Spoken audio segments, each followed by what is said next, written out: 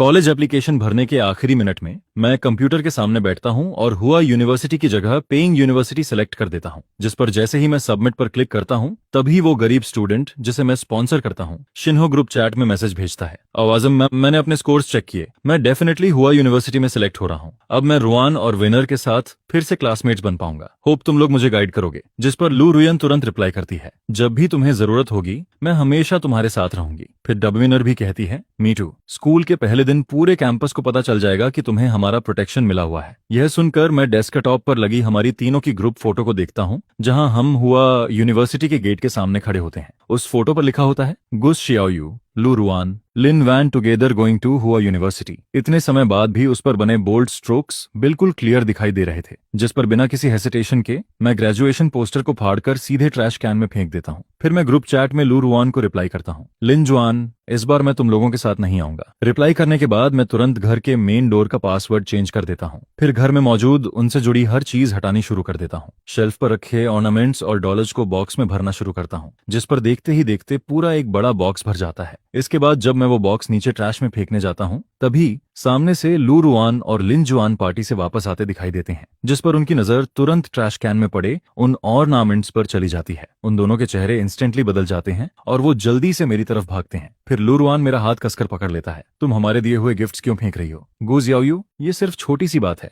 अगर तुम नाराज भी हो तो क्या चीजें फेंकना जरूरी था? क्या तुम्हें इतना दूर जाने की जरूरत थी? जिस पर मैं अंदर ही अंदर सोचता हूँ कि मैंने सिर्फ उनकी चीजें फेंकी हैं और ये लोग अभी से टूटने लगे हैं। अगर इन्हें पता चल गया कि मैंने सीक्रेटली अपनी कॉलेज एप्लीकेशन ही बदल दी है सिर्फ इन्हें हमेशा के लिए छोड़ने के लिए, तब तो ये सच में पागल हो जाएंगे। फिर मैं शांत आवाज में कहता हूँ, मैं नाराज नहीं हूँ, बस ये सारी चीजें मोल्दी हो गई थी इसलिए फेंक रही हूँ। जिस पर वो दोनों थोड़ा रुक जाते हैं। तुम सच में नाराज नहीं हो? नहीं, वैसे भी फ्यूचर में हमारा कोई कनेक्शन नहीं रहेगा। फिर मैं क्यों नाराज होंगी? यह सुनकर लिनुआन तुरंत राहत की सांस लेती है। वहीं लू रुआन का टेंस एक्सप्रेशन भी थोड़ा रिलैक्स हो जाता है। अगर चीजें खराब हो गई थीं तो फेंक देना सही है, बाद में हम तुम्हें नई चीजें खरीद देंगे। जिस पर मैं कुछ नहीं कहता, बस हल्का सा हम करके मुड़ जाता हूँ और बिना इमोशन दिखाए वहां से चला जाता हूँ। लेकिन मेरी बैग को देखते हुए भी लिनुआन नोटिस कर लेती है कि कुछ तो गलत है। उसे साफ समझ आ जाता है कि मैं कुछ और बोल रही हूँ और कुछ और मतलब निकाल रही हूँ। जिस पर वो इरिटेट होकर अपने बालों में हाथ फेरती है और लू रिन की तरफ हेल्पलेस नजरों से देखती है। क्या हमें जाकर उसे मनाना चाहिए? फिर लिन वैन एक कदम आगे बढ़ाती है, लेकिन तभी उसे कुछ याद आता है और वो रुक जाती है। वैसे भी स्कूल के पहले दिन उसे चॉइस करनी ही पड़ेगी। अगर वो तब भी नाराज रही तो हम उसे शिनहोयू वाली बात एक्सप्लेन कर देंगे। जिस पर लू रुआन भी सिर हिलाता है और दोनों अलग अलग डायरेक्शन में चले जाते हैं। इसके बाद लगातार कई दिनों तक लू रुआन और बाकी लोग मुझसे मिलने नहीं आते, लेकिन शून हा की लगातार सोशल मीडिया पोस्ट से मुझे पता चलता रहता है कि वो लोग शिनहोयू की ग्रेजुएशन बकेट लिस्ट पूरी करवाने में लगे हुए हैं। वो अम्यूजमेंट पार्क जहां वो कभी नहीं गया, वो क्यूरियस प्लानिटेरियम और वो ग्रेट वॉल जिसे सिर्फ ट्रीज के ऊपर से देखा जा सकता था। वो लोग शिन्हाओ को ये सब एक्सपीरियंस करवाते रहते हैं, जिस पर मैं एक एक पोस्ट स्क्रॉल करके देखता हूँ, यहाँ तक कि कैजुअली लाइक भी कर देता हूँ। फिर इसी दौरान मुझे पीकिंग यूनिवर्सिटी का एक्सेप्टेंस लेटर मिल जाता है। अभी अभी मेरा एक्सेप्टेंस लेटर आया है। जिस पर उसी समय लू रुइन और बाकी लोग मेरे घर के डोर पर आ जाते हैं। गू शाओयू,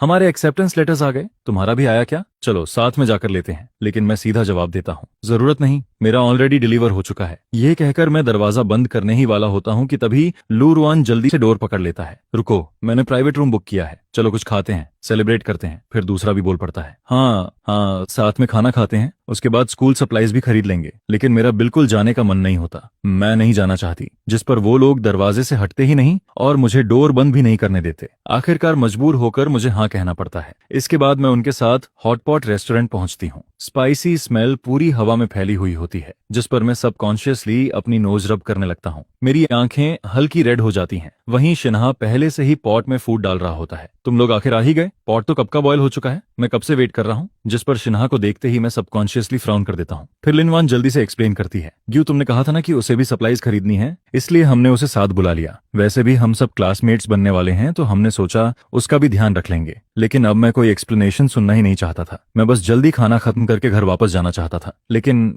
टेबल पर रखा खाना मैं प्रॉपर्ली खा ही नहीं पाता। ब्राउन शुगर पॉट में जरूरत से ज्यादा चिली डली हुई होती है। शिन्हाओ मजे से खा रहा होता है, लेकिन बचपन से मेरी स्टमक प्रॉब्लम रही है। मैं स्पाइसी फूड बिल्कुल हैंडल नहीं कर पाता। फिर भी मैं जबरदस्ती कुछ बाइट्स खाता हूँ, जिस पर मेरा स्टमक जलने लगता है। मैं वेटर को बुलाकर कुछ और डिश ऑर्डर करने लगता हूँ, लेकिन जैसे ही मेनू हाथ में लेता हूँ, शिन्हा उसे तुरंत छीन लेता है। फिर वो जानबूझकर और ज्यादा स्पाइसी डिशेस ऐड कर देता है, जिस पर लू रुआन और बाकी लोग मुझे देखकर मुस्कुरा रहे होते हैं, जैसे उन्हें याद ही नहीं कि मैं स्पाइसी फूड नहीं खा सकता। अब मुझे साफ दिखाई देने लगता है कि शिन्हा ये सब जानबूझकर कर रहा है, लेकिन इस बार मैं पहले की तरह रिएक्ट नहीं करता, क्योंकि मुझे पता है अगर मैंने कुछ कहा तो मेरे दोनों चाइल्डहुड फ्रेंड्स फिर से शिन्हा का साइड लेकर मुझे ही ब्लेम करेंगे। इसलिए मैं बस क्वाइटली पानी पीता रहता हूँ और एक शब्द भी नहीं बोलता। इसके बाद जब हम मॉल जाकर स्कूल की चीजें खरीद रहे होते हैं, तब मैं विंटर सेक्शन से काफी हैवी क्लॉथ्स चूज करने लगता हूँ, जिस पर लू रियान हल्का सा फ्राउन करता है। हुआ यूनिवर्सिटी वाले शहर में तो हमेशा स्प्रिंग जैसा मौसम रहता है, तुम्हें ये हैवी क्लोथ्स खरीदने की जरूरत नहीं है। लेकिन मैं कैजुअली जवाब देता हूँ, मुझे पता है ये क्लोथ्स ट्रैवल के लिए अच्छे लग रहे हैं, मैं पहन लूंगा। यह सुनकर लू रियान के लिप्स हल्के से मूव करते हैं, जैसे वो कुछ कहना चाहता हो, लेकिन आखिर में वो कुछ नहीं बोलता। फिर वापस आते वक्त कार में शिन्हा काफी देर हेजिटेट करने के बाद धीरे से वनर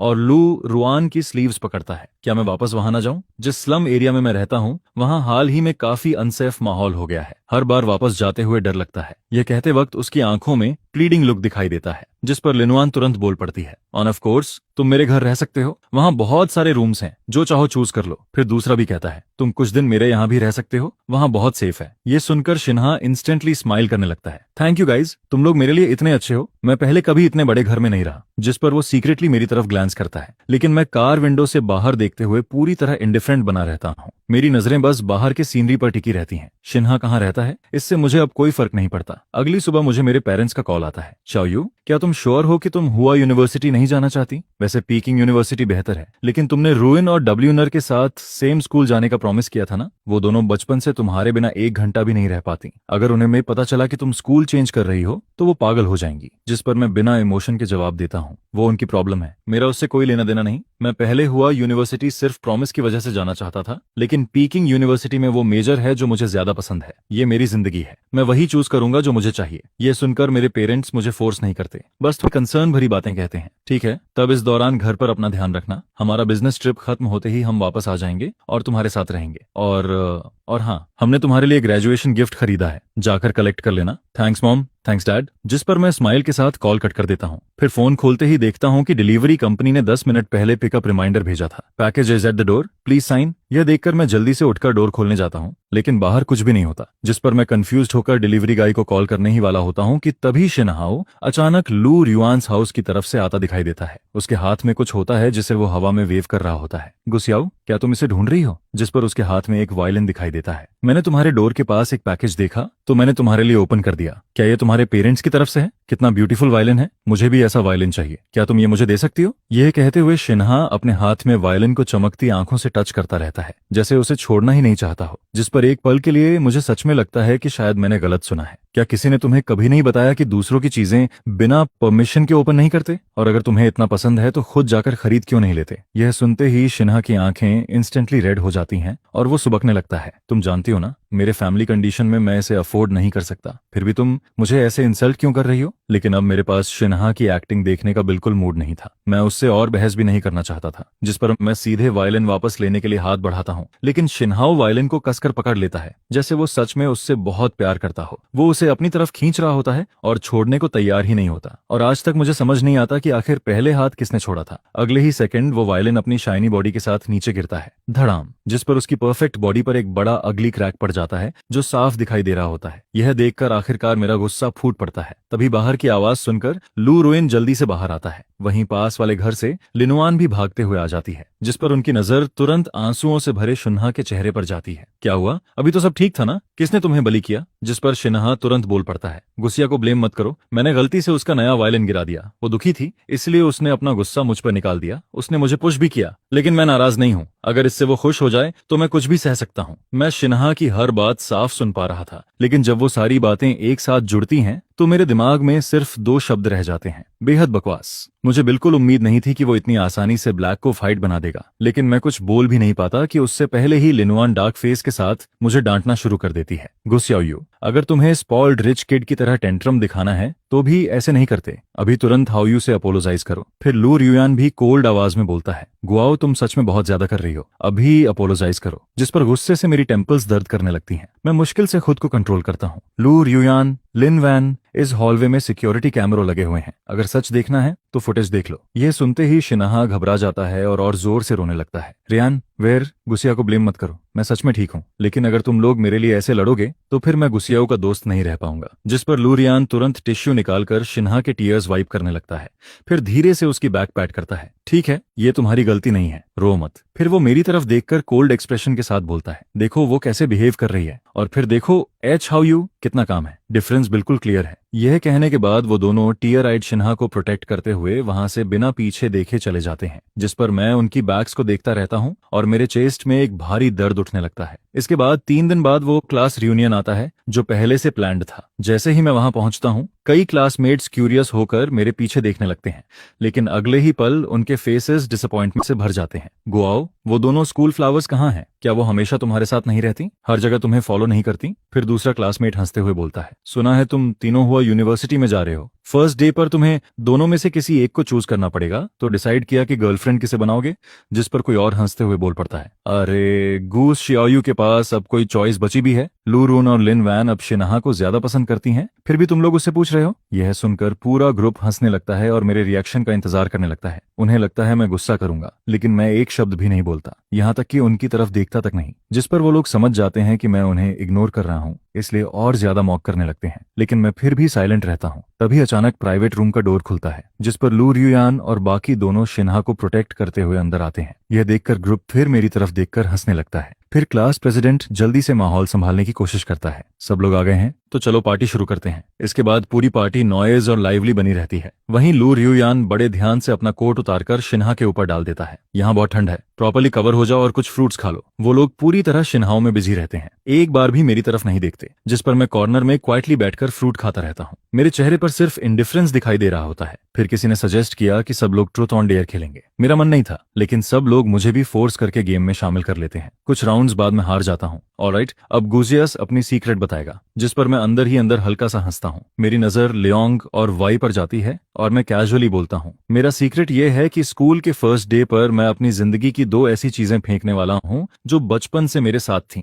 यह सुनकर लोग कंफ्यूज्ड हो जाते हैं, ये कोई सीक्रेट नहीं हुआ? चीजें फेंकना भी कोई सीक्रेट है क्या? चलो इस बार छोड़ देते हैं, लेकिन अगली बार बचने की कोशिश मत करना। जिस पर मैं सिर्फ सिर हिला देता हूँ, लेकिन एक्सप्लेन कुछ नहीं करता। लेकिन बैड लक से अगला राउंड भी मैं ही हार जाता हूँ। यह देखकर कराओ के रूम में बैठे सारे लोग एक साथ शोर मचाने लगते हैं। गुसियाओ, इस बार तो तुम्हें नहीं छोड़ेंगे। कुछ टफ पूछते हैं। फिर कोई जोर से पूछता है, लू रुइन और लिनुअन में से तुम गर्लफ्रेंड किसे चूज करोगे? यह सवाल सुनते ही रूम में बैठे लगभग सभी लोग आगे झुक जाते हैं, सिर्फ मेरा आंसर सुनने के लिए। जिस पर लू रुआन नर्वस होकर कई बार पानी पीने लगता है। वहीं लिनुआन की हालत भी अलग नहीं होती। उसके फिस्ट्स इतने टाइटली क्लेंच्ड होते हैं कि 1 सेकंड के लिए भी लूज नहीं पड़ते। यह देखकर मैं थोड़ा सरप्राइज हो जाता हूँ, क्योंकि भले ही उनकी आंखें अब शिन्हा पर टिकी रहती हैं, फिर भी वो मेरे जवाब को लेकर नर्वस हैं।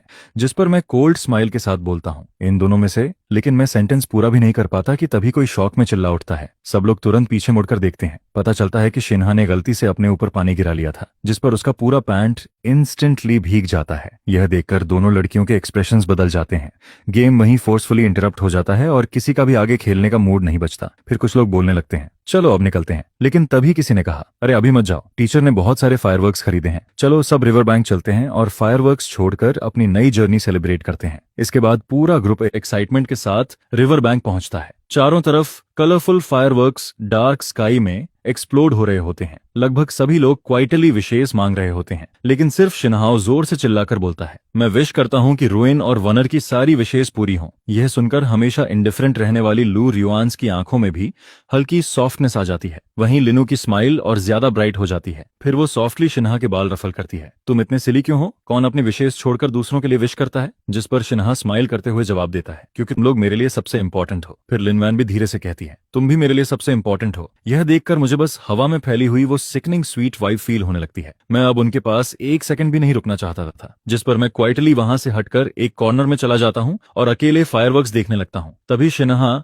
अचानक बोल पड़ता है, गुसियाओ शायद अनहैप्पी है, उसने एक भी फायरवर्क नहीं छोड़ा। चलो उसे चीयर अप करते हैं। मैं पिछली बात को लेकर नाराज नहीं हूँ, तुम लोगों को भी नहीं होना चाहिए। लेकिन यह सुनकर लू रियुआन्स की आंखें डार्क हो जाती हैं। वो अपनी जगह से हिलता तक नहीं। वहीं लिन वैन भी मुंह दूसरी तरफ घुमा लेती है, जिस पर शिन्हा स्माइल करते हुए कहता है, अगर तुम लोग नहीं जाओगे तो मैं ही उसे चीयर अप कर देता हूँ, मैं उसे सरप्राइज दूंगा। यह कहकर वो क्वाइटली फायरवर्क्स उठाता है, फिर धीरे धीरे मेरे पीछे आता है और चुपके से उन्हें लाइट कर देता है। अगले ही पल वो कैजुअली फायरवर्क्स मेरे सिर पर फेंक देता है, बूम, जिस पर फायरवर्क्स सीधे मेरे बॉडी पर एक्सप्लोड हो जाते हैं। यह देखकर सभी लोग शॉक में मेरी तरफ देखने लगते हैं। अगले ही पल उन्हें दिखाई देता है कि मेरे कपड़ों में आग लग चुकी है, जिस पर दोनों लड़कियों के हार्ट्स जोर से कांप उठते हैं और वो पागलों की तरह मेरी तरफ भागती हैं। इसके बाद जब गूस शियाओयू दोबारा आंखें खोलता है तो उसे सिर्फ सफेद सीलिंग दिखाई देती है। हवा में स्ट्रॉन्ग डिसइंफेक्टेंट स्मेल फैली हुई होती है। मैं हल्का सा मूव करने की कोशिश करता हूँ, लेकिन पूरा शरीर अनबेरेबल पेन से भर जाता है। तभी डॉक्टर जल्दी से बोलता है, मूव मत करो, तुम्हारे पूरे शरीर पर सीरियस बर्नस हैं। लकली तुम्हें सही समय पर यहाँ लाया गया। तुम्हारी स्किन ग्राफ्ट सर्जरी भी हुई है, इसलिए बॉडी पर स्कार्स नहीं बचेंगे, नहीं तो तुम्हारा ये प्रिटी फेस पूरी तरह रन हो जाता। यह सुनकर मुझे बेहोश होने से पहले की सारी बातें याद आने लगती हैं, जिस पर मेरे दिल में ठंडा सा दर्द उतर जाता है। मैं कुछ बोलना चाहता हूँ, लेकिन बॉडी के पेन की वजह से मेरे अंदर बिल्कुल ताकत नहीं बची थी। फिर डॉक्टर अचानक याद करके बोलता है, ओह राइट, दो बहुत ब्यूटीफुल गर्ल्स तुम्हें हॉस्पिटल लेकर आई थी। जब वो तुम्हें यहाँ लाई थी तब तुम अनकॉन्शियस थे और वो दोनों पैनिक में थी। तुम कई दिनों तक अनकॉन्शियस रहे, वो हर समय तुम्हारे पास बैठी रहीं। अभी मुश्किल से उन्हें जाकर रेस्ट करने के लिए कन्विंस किया गया है। क्या हमें उन्हें उठाकर बता देना चाहिए? तुम्हारे जागने की खबर सुनकर वो बहुत खुश हो जाएंगी। जिस पर मैं बिना हेजिटेशन के जवाब देता हूँ, नहीं, मैं उनसे मिलना नहीं चाहता। यह सुनकर नर्स हल्का सा सिर हिलाती है और मेडिसिन कार्ड को पुश करते हुए बाहर चली जाती है। लेकिन ज्यादा समय नहीं गुजरता कि तभी खबर सुनकर लू रुइन और लिन वुआन जल्दी जल्दी वापस हॉस्पिटल पहुंच जाते हैं। जो लोग हमेशा परफेक्टली नीट रहते थे, उनकी हालत अब बिल्कुल खराब दिखाई दे रही होती है। उनकी आंखें ब्लडशॉट थीं और कई दिनों से उन्होंने कपड़े तक चेंज नहीं किए थे। उनकी आंखों में साफ हार्ट चेक दिखाई दे रहा होता है, जिस पर जैसे ही उनकी नजर मुझ पर पड़ती है, उनकी आंखें हल्का कांपने लगती हैं। गुस्सियाओयू, तुम ठीक हो ना? फिर लू रियान गिल्टी एक्सप्रेशन के साथ बोलता है, आई एम सॉरी, हम तुम्हें प्रोटेक्ट नहीं कर पाए। लेकिन मेरे कुछ बोलने से पहले ही वो जल्दी से एक स्टैक निकालकर मेरी तरफ बढ़ाता है। वो सारे हैंडराइटन अपॉलॉजी लेटर्स होते हैं। गुस्सियाओ, मुझे पता है तुम बहुत पेन में हो। इस बार शिन्हा गलत था, लेकिन उसका ऐसा करने का इंटेंशन नहीं था। तुम कई दिनों तक अनकॉन्शियस थी। वो पूरे समय गिल्ट में रहा है। वो लगातार सोच रहा था कि तुमसे कैसे अपोलोजाइज करे। बस इस बार उसे फॉरगिव कर दो। यह सुनते ही मेरी पैम्स बर्फ जैसी ठंडी पड़ जाती हैं। मैं घायल हूँ, दर्द मैं सह रहा हूँ, लेकिन गिल्ट उसे फील हो रहा है। क्या अब उसके गिल्ट की रिस्पॉन्सिबिलिटी भी मेरी है? जिस पर मैं कोल्ड आवाज में बोलता हूँ, उसे यहाँ लाओ। पहले वही दर्द उसे भी फील होने दो जो मैं कर रहा हूँ। फिर मैं आंखें बंद कर लेता हूँ। अब मैं उनके फेसेस तक नहीं देखना चाहता था। यह देखकर लिनवान हल्का सा फ्राउन करती है और जितना हो सके उतनी सॉफ्ट आवाज में बोलती है, गोस शाओयू, तुम्हें इतना एग्रेसिव होने की जरूरत नहीं है। हाओयू सच में बहुत गिल्टी फील कर रहा है। जिस पर मैं बिना एक्सप्रेशन बदले जवाब देता हूँ, अगर तुम्हें उसके लिए इतना बुरा लग रहा है तो उसके पास जाओ। मेरे हॉस्पिटल रूम में क्या कर रही हो? मेरी आंखों में सिर्फ इंडिफरेंस दिखाई दे रहा होता है, जैसे मैं हर किसी को खुद से दूर धकेल रहा हूँ। यह देखकर दोनों एक दूसरे की तरफ देखते हैं और हेल्पलेस होकर साई करते हैं। उन्हें पता चल चुका था कि अभी वो जो भी बोलेंगे मैं सुनने वाला नहीं हूँ। फिर लू रुआन धीरे से कहता है, गुआयू, हमने शहर के सबसे अच्छे डॉक्टर को तुम्हारे ट्रीटमेंट के लिए बुलाया है। तुम्हारे बॉडी पर कोई स्कार नहीं रहेगा, तुम रिलैक्स कर सकती हो। और हमने लॉ फैमिली के बॉडीगार्ड्स भी यहाँ से छोड़ दिए हैं। अगर तुम्हें कुछ खाना हो तो उनसे बोल देना, हम रोज तुम्हें देखने आएंगे। ये कहने के बाद वो दोनों कुछ सेकंड्स तक मुझे गहरी नजरों से देखते रहते हैं। फिर बेड पर आंखें बंद किए पड़े मुझे देखकर क्वाइटली वहां से चले जाते हैं। उनके जाने के बाद मैं अपने लिप्स जोर से बाइट कर लेता हूँ और दर्द से भारी सांसें लेने लगता हूँ, क्योंकि मेरे जागने के बाद एनेस्थेटिक का इफेक्ट पूरी तरह खत्म हो चुका था। मेरा पूरा शरीर ऐसा लग रहा था जैसे कोई चाकुओं से काट रहा हो। मैं इतने समय से ग्रीवेंस और पेन को जबरदस्ती सह रहा था। खुद को कमजोर दिखाने के लिए एक आवाज तक नहीं निकाली थी। लेकिन पता नहीं कितनी देर बाद अचानक मेरे पेरेंट्स जल्दी जल्दी रूम में आते हैं। शाओयू, बहुत दर्द हो रहा है, का सारा थदरा है क्या? यह सुनते ही मैं खुद को और कंट्रोल नहीं कर पाता। इतने समय से रोके हुए टीयर्स आखिरकार बहने लगते हैं। बहुत दर्द हो रहा है। जिस पर मेरी मॉम मुझे कसकर हक कर लेती हैं। उनकी आंखों में साफ हार्ट ब्रेक दिखाई दे रहा होता है। वहीं डैड का चेहरा पूरी तरह डार्क पड़ जाता है और वो जोर से टेबल पर हाथ मारते हैं। हमने सच में घर में भेड़िया पाल लिया। शिंगा ने ये सब जानबूझकर किया है। आज से उसकी फंडिंग पूरी तरह बंद और हम हर पॉसिबल एविडेंस ढूंढेंगे ताकि उसे उसकी हरकतों की सजा दिला सकें। काफी देर बाद जाकर मेरी इमोशंस धीरे धीरे काम होती हैं, लेकिन फिर मेरे पेरेंट्स को काम की वजह से वापस जाना पड़ता है। शाओयू, अपना ध्यान रखना और जल्दी रिकवर करना। मॉम और डैड को काम की वजह से जाना पड़ रहा रहा है, लेकिन हम उस लड़के को बचने नहीं देंगे। वो लोग जल्दी में आए थे और जल्दी में ही चले भी जाते हैं, जिस पर हॉस्पिटल रूम फिर से खाली और शांत हो जाता है। लेकिन इस बार मैं पहले जितना सैड फील नहीं कर रहा था। मेरे दिल में हल्की वार्मथ महसूस हो रही थी। फिर मैं आंखें बंद करके धीरे धीरे सोने लगता हूँ कि तभी डोर पर नॉक सुनाई देता है। लेकिन मेरे कुछ कहने से पहले ही हॉस्पिटल रूम का डोर खुल जाता है। इस बार सामने शिन्हा खड़ा होता है। उसकी आंखों से लगातार टीयर्स बह रहे होते हैं। गुआयू, आई एम सॉरी, क्या तुम मुझे फॉरगिव कर सकती हो? मैं वो फैमिली की फंडिंग नहीं खो सकता,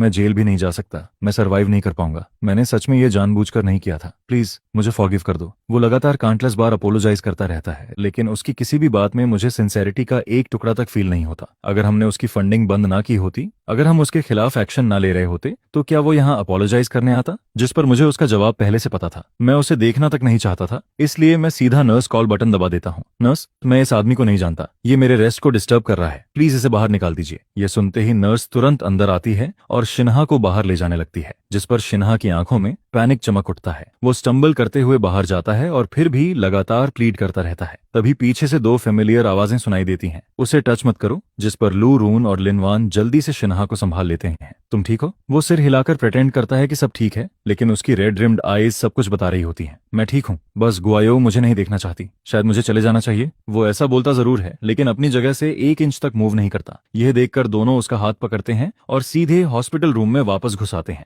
गुस्याओ, हाउ यू सच में खुद को ब्लेम कर रहा है। स्पॉन्सरशिप कैंसिल करना अलग बात है, लेकिन लीगल एक्शन लेना बहुत ज्यादा हो रहा है। इस बार बस उसे फॉरगिव कर दो। फिर शिन्हा भी तुरंत बोल पड़ता है, वर्नर, तुम्हें मेरे लिए बोलने की जरूरत नहीं। भले ही मेरा इंटेंशन ऐसा नहीं था, लेकिन अगर मेरी वजह से गोयू हर्ट ना होती तो उसे स्किन ग्राफ्ट्स की जरूरत नहीं पड़ती। उसने बहुत पेन सहा है, मुझे पता है वो मुझे आसानी से फॉरगिव नहीं करेगी। जिस पर मैं हॉस्पिटल बेड पर लेटे हुए उन दोनों को शिन्हाओ को बचाने के लिए लड़ते हुए देखता रहता हूँ। एक पल के लिए मुझे खुद पर ही डाउट होने लगता है, क्या मैं सच में इन दोनों लोगों को जानता हूँ? हम तीनों ने 10 साल से ज्यादा वक्त साथ बिताया था, लेकिन शिन्हाओ को आए सिर्फ 1 महीना हुआ था। फिर सब कुछ इतनी जल्दी कैसे बदल गया? मेरे सामने खड़े वो तीनों अब भी बैक एंड फोर्थ आर्ग्यू कर रहे होते हैं, जिस पर मैं फाइनली कोल्ड आवाज में बोलता हूँ, मैं मोरल ब्लैकमेल एक्सेप्ट नहीं करता। मैं उसे फॉरगिव करूं या ना करूं, ये मेरा डिसीजन है। अब मुझे रेस्ट करना है, प्लीज बाहर जाइए। यह सुनकर दोनों एक दूसरे की तरफ देखते हैं। उनकी आंखों में साफ सरप्राइज दिखाई देता है। उन्हें उम्मीद नहीं थी कि मैं इतना कोल्ड बिहेव करूंगा। वहीं शिन्हा फिर से रोने लगता है। उसकी आंखें रो रो कर पूरी स्वॉलन हो चुकी थीं,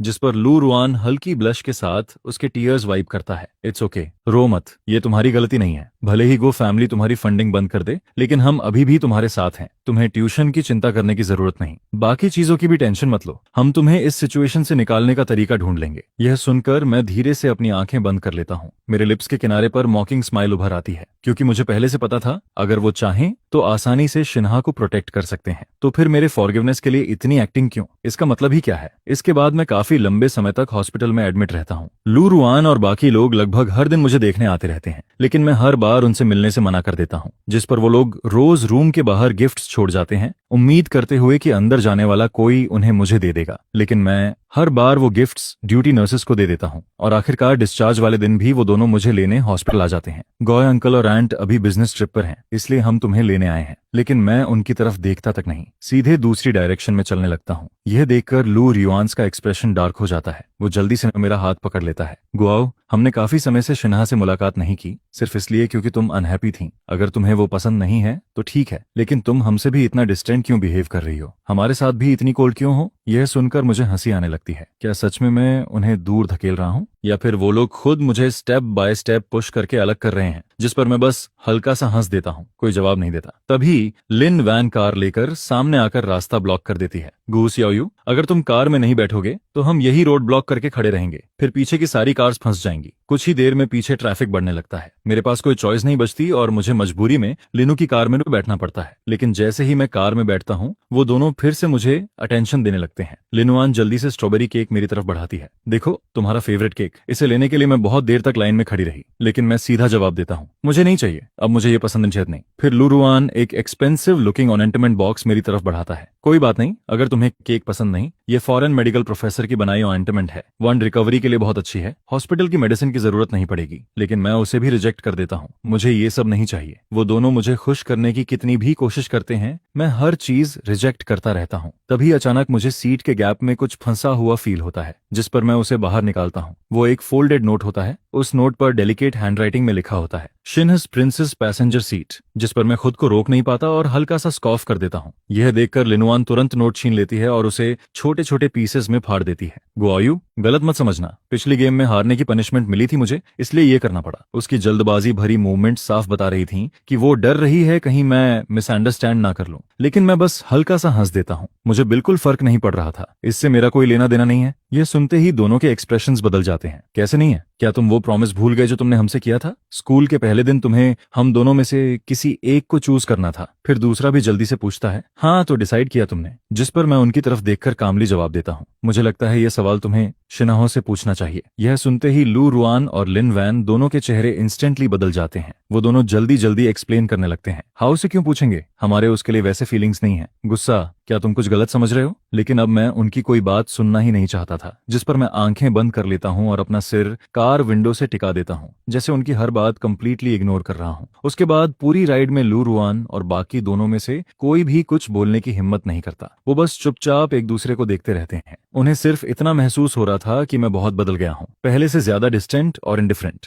वो एक्सप्लेन करना चाहते थे, लेकिन उन्हें खुद समझ नहीं आ रहा था कि शुरुआत कहां से करें। आखिर में वो खुद को बस यही कहकर कंफर्ट करते हैं, स्कूल शुरू होने के बाद सब ठीक हो जाएगा। जैसे ही मैं घर पहुंचता हूं, मुझे टीचर का कॉल आता है। गुस्सियाओ, इस बार तुम्हारे एग्जाम रिजल्ट्स बहुत अमेजिंग आए हैं। तुम पूरे सिटी के टॉप स्कोरर बने हो। स्कूल चाहता है कि तुम वापस आकर जूनियर्स को स्पीच दो और अपने स्टडी टिप्स शेयर करो। ये सुनकर मैं कुछ सेकंड्स के लिए हेजिटेट करता हूँ। अगर मैं स्पीच दूंगा तो सबको पता चल जाएगा कि मैंने यूनिवर्सिटी एप्लीकेशन चेंज कर दी है, लेकिन सिर्फ कुछ सेकंड्स बाद ही मैं एग्री कर देता हूँ। वैसे भी सूनर और लेटर उन्हें यूनिवर्सिटी चेंज के बारे में पता चल ही जाना था। मैं अब तक बस अननेसेसरी ट्रबल अवॉइड करने के लिए इसे सीक्रेट रख रहा था, लेकिन जो हो चुका वो बदल नहीं सकता। उनके फ्री कॉल करने से भी कुछ चेंज नहीं होगा और सिर्फ उनके रिएक्शन के डर से मैं खुद को पीछे नहीं रोक सकता। सबसे ज्यादा जरूरी बात यह थी कि मैं सच में जूनियर्स के साथ अपने स्टडी टिप्स शेयर करना चाहता था, जिस पर अगले पूरे 3 दिन मैं उस स्पीच की प्रिपरेशन में लगा रहता हूँ। लेकिन जिस दिन मुझे स्टेज पर जाना होता है, उसी समय लू रुइन और बाकी लोग मेरा रास्ता रोक लेते हैं। लिन वैन ऑकवर्ड एक्सप्रेशन के साथ बोलना शुरू करती है, गुआ, इस बार तुम्हें स्टेज पर जाने की जरूरत नहीं है। चलो कहीं बाहर कुछ खाने चलते हैं, या जहां तुम जाना चाहो हम तुम्हें वहां ले चलेंगे। क्या कहती हो? फिर कुछ सेकंड साइलेंट रहने के बाद लू रुइन भी बोलता है, how you public speaking practice करना चाहता था, इसलिए मैंने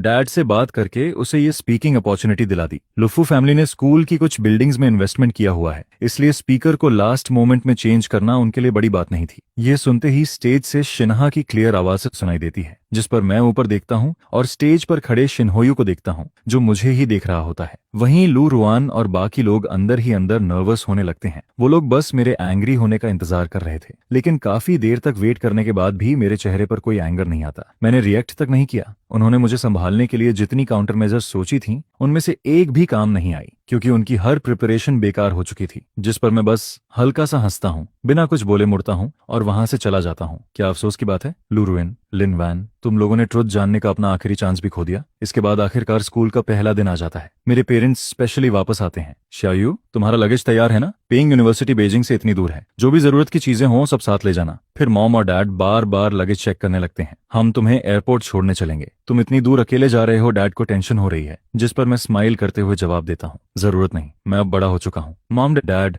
आप लोग वर्क में बिजी रहते हो, मेरी चिंता मत करो। लेकिन मेरे ऐसा कहने के बावजूद भी उनके दिल में चिंता बनी रहती है। मॉम की आंखों में टीयर्स आ जाते हैं। तुम इतनी दूर अकेले जा रहे हो, हम चिंता कैसे ना करें। जिस पर मैं स्माइल करते हुए मॉम को हग कर लेता हूँ। मैं बस पढ़ने जा रहा हूँ, आप इतना क्यों रो रही हो बारी? अगर फ्यूचर में काम के लिए बाहर गया तब तो आप रो रो कर बेहोश ही हो जाओगी। यह सुनकर मॉम को अचानक कुछ याद आता है। वो जल्दी से बैग से एक स्लिप निकालती हैं। उस पेपर पर कुछ फोन नंबर्स लिखे होते हैं। शायू, असल में जब तुम छोटे थे तभी फैमिली ने तुम्हारी मैरिज अरेंज कर दी थी, लेकिन बचपन से लू रुइन और लिन वैन हमेशा तुम्हारे आसपास ही रहती थीं। इसलिए हमने सोचा कि फ्यूचर में तुम उन्हीं दोनों में से किसी एक से शादी करोगे, इसलिए कभी इस बात का जिक्र नहीं किया। लेकिन अब लगता है वो दोनों तुम्हारे लिए सही नहीं है। वैसे वो लड़का भी पीकिंग यूनिवर्सिटी में ही पढ़ता है, उसी स्कूल में। अरेंज्ड मैरिज जैसी चीजें अब जरूरी नहीं रही, लेकिन अगर तुम दोनों की बन जाए तो ठीक, और अगर ना बने तो भी कोई बात नहीं। कम से कम वहां जरूरत पड़ने पर वो तुम्हारी मदद तो कर सकेगा। यह कहते हुए मॉम वो पेपर मेरी पाम पर रख देती हैं, जिस पर मैं उसे मना करने ही वाला होता हूँ कि तभी अचानक लू रुइन और लिन जुआन अंदर आ जाते हैं। आंटी अंकल, चिंता मत कीजिए, हम गुस्सियाओं का अच्छे से ख्याल रखेंगे। वो लोग पूरी तरह मिसअंडरस्टैंड कर चुके थे। उन्हें लगा मॉम और डैड उन्हीं दोनों की बात कर रहे हैं, लेकिन रूम में मौजूद हर इंसान चुप रहता है, कोई भी ट्रुथ नहीं बताता। जिस पर मैं कामली वो नोट अपनी पॉकेट में रख लेता हूँ। डोंट वरी, मैं समझ गया। यह सुनकर मॉम फिर से टीयर्स वाइप करती हैं। वहीं डैड की आंखें भी थोड़ी रेड हो जाती हैं, लेकिन लू रुआन और बाकी दोनों समझ ही नहीं पाते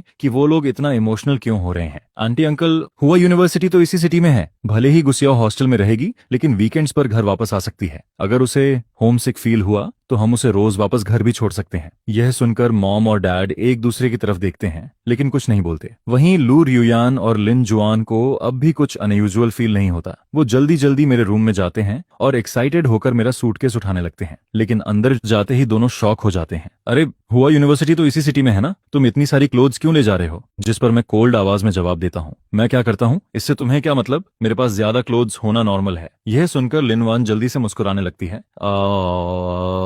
राइट राइट राइट, तुम जितने चाहो उतने क्लोथ्स खरीद सकती हो, रजिस्ट्रेशन के बाद मैं तुम्हें और शॉपिंग करवाऊंगी। लेकिन इस बार लू रुइन कुछ नहीं बोलता। वो क्वाइटली एक सूटकेस उठाता है। उसके यूजुअली कोल्ड चेहरे पर हल्की नर्वसनेस दिखाई दे रही होती है। गुआओ, मेरी कार में चलो, मैंने स्कूल में तुम्हारे लिए सरप्राइज तैयार किया है। लेकिन तभी लिनवान जल्दी से उसके हाथ से सूटकेस छीन लेती है। तुम मेरी कार में बैठोगे? मैंने भी सरप्राइज प्रिपेयर किया है। जिस पर दोनों मुझे लेफ्ट और राइट से खींचने लगते हैं। तभी अचानक किसी का फोन रिंग करने लगता है। रियान, वनर, यह शिन्हा की आवाज होती है। स्कूल आते वक्त मेरा एक्सीडेंट हो गया। ये सुनते ही दोनों के एक्सप्रेशंस इंस्टेंटली बदल जाते हैं। क्या तुम ठीक हो? कहाँ चोट लगी? हर्ट तो नहीं हुए? जिस पर फोन के दूसरी तरफ से वीक आवाज आती है। मैं ठीक हूँ, बस बहुत डर गया हूँ। यह सुनकर दोनों और ज्यादा एंग्जायस हो जाते हैं। वहीं रुको, बिल्कुल मत हिलना, हम अभी तुम्हारे पास आ रहे हैं, डरना मत। कॉल कट करने के बाद उन्हें याद आता है कि मैं अब भी वहीं खड़ा हूँ, लेकिन उनके कुछ बोलने से पहले ही मैं उन्हें इंटरप्ट कर देता हूँ। तुम लोगों को मुझे छोड़ने की जरूरत नहीं, मैं खुद स्कूल चला जाऊंगा। यह सुनकर लू रियुयान कुछ बोलना चाहता है लेकिन खुद को रोक लेता है। आखिर में बस इतना कहता है, स्कूल पहुंचकर मुझे कॉल जरूर करना। फिर लिन वैन भी जल्दी से जोड़ती है, गुयो, तुमने कहा था ना कि स्कूल के फर्स्ट डे पर हम दोनों में से किसी एक को चूज करोगे, भूलना मत। जिस पर मैं बस उन्हें कोल्ड आइज से देखता रहता हूँ, ना सिर हिलाता हूँ ना जवाब देता हूँ। दोनों को कुछ अजीब फील होने लगता है। लेकिन तभी लिन वान का फोन फिर से रिंग करता है। इस बार दूसरी तरफ शिन्हा जोर जोर से रो रहा होता है। मेरा पैर बहुत दर्द कर रहा है, मुझे डर लग रहा है। जिस पर दोनों के पास जाने के अलावा कोई ऑप्शन नहीं बचता। लेकिन जाने से पहले भी वो मेरा लगेज मेरे फैमिली ड्राइवर की कार में रखवाना नहीं भूलते। लू रिन और लिन वैन हर कुछ स्टेप्स बाद याशाजन पीछे मुड़कर मुझे देखते रहते हैं और बार बार कांटेक्ट करने को कहते रहते हैं, लेकिन मैं एक बार भी रिप्लाई नहीं करता। आखिरकार वो दोनों अपनी अपनी कार्स में बैठ जाते हैं और मैं भी क्वाइटली अपनी कार में बैठ जाता हूँ। लेकिन जैसे ही मैं सीट पर बैठता हूँ, मेरा फोन हल्का वाइब्रेट करता है। मैं उसे खोलता हूँ और देखता हूँ कि मैसेज शिन्हा का है। गुआ, अब तो साफ दिख गया ना, मेरे सिर्फ एक फोन कॉल पर वो दोनों तुम्हें छोड़कर मेरे पास आ गए। इवन अगर तुम उनका बॉयफ्रेंड भी बन जाते तब भी वो तुम्हें छोड़ देते। अगर तुम फ्यूचर में भी मुझे पैसे देते रहो तो शायद मैं उनमें से एक तुम्हें दे दूं। यह पढ़कर मैं हल्का सा स्कॉफ करता हूँ और कुछ वर्ड्स टाइप करता हूँ। मुझे उन दोनों में से कोई नहीं चाहिए, तुम दोनों को अपने पास रख सकते हो। मैसेज सेंड करने के तुरंत बाद मैं शिन्हा को ब्लॉक कर देता हूँ। फिर लू रुइन और लिन वैन को भी ब्लॉक कर देता हूँ और आखिर में सिम कार्ड को बीच से तोड़कर बाहर फेंक देता हूँ। मैं अपने बैग से एक नया कार्ड निकालता हूँ, उसे स्विच करता हूँ और फिर कार की स्पीड बढ़ा देता हूँ, जिसके बाद कार बाकी दोनों से ऑपोजिट डायरेक्शन में एयरपोर्ट की तरफ बढ़ने लगती है। मैं बाहर तेजी से गुजरते हुए सीनरी को देखता हूँ और हल्का सा स्माइल करता हूँ। इस बार मैं एक बिल्कुल नई लाइफ शुरू कर रहा हूँ।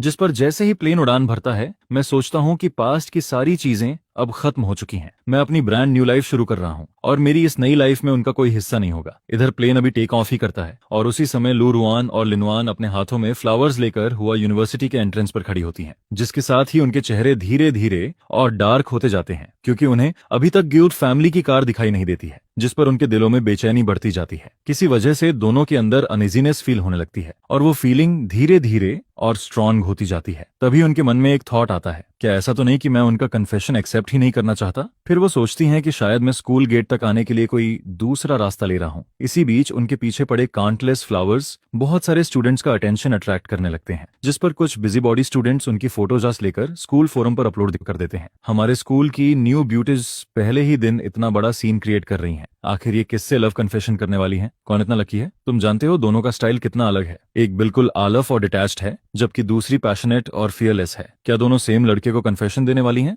वो अभी भी स्कूल गेट पर खड़ी हैं। मैं भी जाकर देखता हूँ। जिस पर इस फोरम पोस्ट को देखने के बाद काउंटलेस लोग वहां देखने के लिए आने लगते हैं। धीरे धीरे वहां क्राउड और ज्यादा बढ़ने लगता है। आसपास खड़े लोग आपस में विस्पर करने लगते हैं। हर कोई यही जानना चाहता है कि आखिर कौन इतना लकी है जिसे दो इतनी गॉर्जस गर्ल्स कन्फेशन देने वाली हैं। इधर लू रुआन बार बार एंग्जायस होकर अपने फोन को देखती है और रिपीटेडली मेरा नंबर डायल करती रहती है। उसने शायद काउंटलेस बार कॉल किया था, लेकिन मैं उसका कोई भी कॉल रिसीव नहीं करता हूँ, जिस पर लिनवान का चेहरा ठंडर जैसा डार्क हो जाता है। वो अपना फोन कसकर पकड़ती है और कहती है, उसने मुझे ब्लॉक कर दिया, मैं उससे किसी भी तरह कांटेक्ट नहीं कर पा रही हूँ। यह सुनकर लिनवान लगभग अपना फोन क्रश करने लगती है। वहीं लूरुआन की आंखों में कोल्डनेस चमकती है, जो उसकी फ्रस्ट्रेशन दिखाती है। उन्होंने अपनी लाइफ में कभी ऐसा एक्सपीरियंस नहीं किया था। फिर उनके मन में आता है कि शायद मेरे साथ कुछ हुआ है, जिसके बाद फ्लावर्स, डायमंड रिंग और बाकी गिफ्ट्स को वो केयरलेस तरीके से साइड में फेंक देती हैं। लू रुआन बिना सेकंड थॉट के तुरंत घर की तरफ भागती है। वहीं लिनुआन भी पूरे स्कूल में मुझे डेस्परेटली ढूंढने लगती है। इसके बाद वो फैमिली के डोर पर फिर से नॉक होता है। इस बार काफी देर बाद कोई डोर खोलता है। क्या मैं आपकी मदद कर सकता हूँ? हाउसकीपर को देखकर लू रुआन कुछ पल के लिए स्पीचलेस हो जाती है। फिर वो फ्राउन करते हुए पूछती है, क्या गु शाओयू अभी घर पर है? जिस पर वो अंदर की तरफ ग्लांस करती है, लेकिन घर में ना मेरा लग्जरी होता है और ना ही मैं। हाउसकीपर कंफ्यूज्ड होकर कहता है, मिस लू, यंग मास्टर क्या आज सुबह आपके साथ नहीं गया था? फिर लू रुआन पूछती है, क्या अंकल और आंटी घर पर हैं? मुझे उनसे कुछ पूछना है। जिस पर हाउसकीपर जवाब देता है, मिस्टर और मिसेस गु तो आपके जाने के बाद बिजनेस ट्रिप पर निकल गए थे,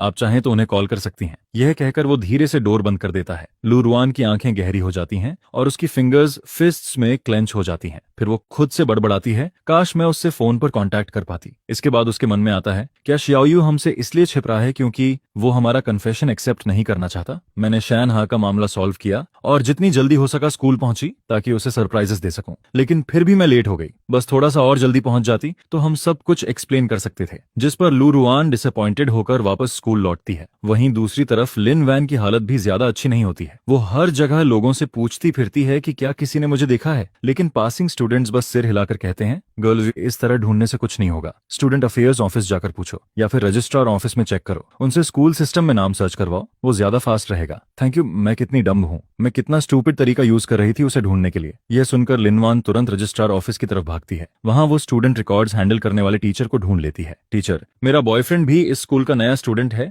लेकिन मैं उससे कॉन्टैक्ट और नहीं कर पा रही हूँ। क्या आप प्लीज चेक कर सकते हैं कि उसने रजिस्ट्रेशन किया है या नहीं? जिस पर टीचर काफी देर तक हेजिटेट करता है, लेकिन जैसे ही लिन वैन लाइब्रेरी डोनेट करने की बात करती है, टीचर तुरंत स्माइल करते हुए मान जाता है। फिर वो सिस्टम कई बार चेक करता है, लेकिन उसे कुछ नहीं मिलता। यहाँ तक कि गु शियाओयू नाम का कोई स्टूडेंट भी सिस्टम में नहीं होता है। टीचर स्क्रीन पर दिख रहे नाम की तरफ पॉइंट करते हुए बार बार कंफर्म करता है और अनसर्टेन आवाज में पूछता है, स्टूडेंट, क्या तुम्हें यकीन है कि तुम्हारे बॉयफ्रेंड का नाम गु शियाओयू ही है? कहीं तुमने गलत नाम तो नहीं बताया? हाँ, बिल्कुल सही है। मैं उसका नाम कैसे भूल सकती हूँ? अब टीचर की बारी पैनिक होने की होती है। वो तुरंत new student admission list check करता है और उसे कई बार देखता है। लिन वॉन भी उसके साथ लिस्ट को रिपीटेडली चेक करती है, लेकिन आखिर में टीचर कंक्लूजन निकालते हुए कहता है, जिस शियाओयू की तुम बात कर रही हो वो हमारे स्कूल का स्टूडेंट ही नहीं है। इस साल हमने उस नाम के किसी स्टूडेंट को एडमिट नहीं किया। यहाँ तक कि पिछले सालों के रिकॉर्ड्स में भी उस नाम का कोई स्टूडेंट नहीं है। इसमें कोई मिस्टेक नहीं है। फिर वो सस्पिशियस होकर कहता है, क्या तुम्हारा बॉयफ्रेंड तुमसे झूठ बोल रहा है? अगर वो सच में लाई कर रहा है तो तुम्हें तुरंत पुलिस को रिपोर्ट करना चाहिए। यह सुनते ही लिनवान को ऐसा फील होता है जैसे उस पर लाइटनिंग गिर गई हो। उसके दिमाग में थंडर की आवाज गूंजने लगती है। इसी समय लू रुआन भी खबर मिलते ही वहां पहुंचती है। उसके आसपास का ऑरा इतना कोल्ड और टेरिफाइंग होता है कि कोई भी उसके पास जाने की हिम्मत नहीं करता। हर कोई उससे माइल्स दूर रहना चाहता है। फिर लू रुआन पूछती है, आखिर हुआ क्या है? जिस पर लिन वैन सिर हिलाते हुए उसे सारी बात बता देती है। शाओयू आखिर कहाँ चला गया? यह सुनकर दोनों के दिमाग में एक ही थॉट आता है, क्या वो हम दोनों को छोड़कर चला गया? लिनुआन की आंखें हल्की रेड हो जाती हैं और उसका बॉडी थोड़ा डगमगाने लगता है। उसके लिए यह सब एक्सेप्ट करना मुश्किल हो रहा था। स्कूल आते वक्त उसने हर पॉसिबिलिटी के बारे में सोचा था। उसने यहाँ तक सोचा कि शायद शाओयू